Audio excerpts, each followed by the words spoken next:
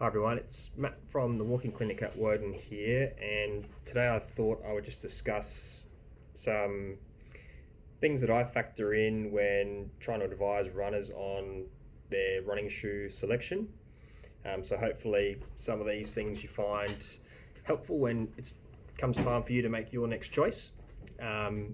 First of all, there's no, magic formula for prescribing a running shoe to a runner, and sometimes there's a bit of trial and error that's needed to come to a point where you find something that really works well for you.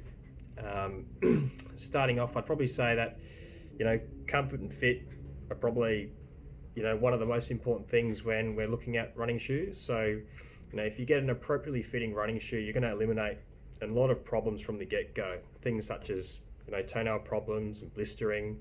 Also a lot of problems that can affect the forefoot are obviously exacerbated by running shoes that are too tight or poorly fitted and incorrectly fitting. So yeah, really helpful to make sure you go and try these shoes on. If possible, going for a bit of a run in the store on a treadmill that they might have is really helpful in that process of finding a good, comfortable running shoe that will serve you well. With regards to comfort, I'd be very wary at purchasing a pair of shoes that don't feel quite right when you initially try them on.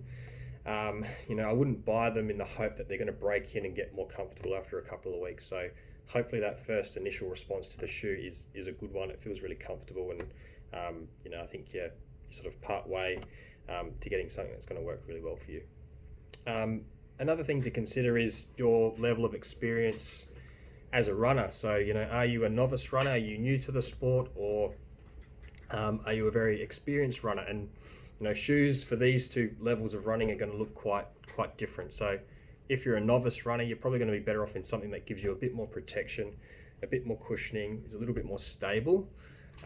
Whereas if you have a lot of experience, you might not need quite as much shoe. So you might go for something that's a little bit more lighter weight because you've built up a level of conditioning with some years of running. Also very important is what type of running are you going to be doing in this shoe? So is it going to be the shoe that you're logging lots of miles in, so longer, slower runs on the road?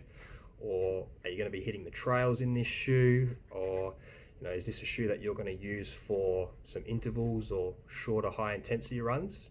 So these can all have a bit of an impact on what type of shoe you're looking at purchasing. Obviously, if you're hitting technical trails, you're going to want something that's designed to handle that type of terrain. The other things that I think are important also would be your injury history. So sometimes we can use the features of a running shoe to try and reduce loads where you might be experiencing a chronic type of problem that you've had for a long time. So if that's the case and you're kind of looking at you've had a pair of shoes and you're just still not getting over this type of injury, then we might be able to utilize a specific type of shoe to help you with that. And one of the examples where we might be able to influence that would be the drop of the shoe. So it's another consideration when picking your shoes. So drop just relates to the offset in height of the shoe, and you get that by subtracting the height of the shoe at the forefoot from the height of the midsole and outsole at the rear foot or at the heel, and that gives you a number. So most traditional running shoes are generally about 8 mil or a centimetre in offset, so about a centimetre higher in the heel compared to the forefoot. An example of this would be Achilles tendon problems. So if you have an Achilles tendon issue, generally we're going to be better off in a shoe that has a higher drop or a more traditional drop to try and reduce some load through your Achilles. So you can use that sort of to your advantage with potentially some injuries that you might have.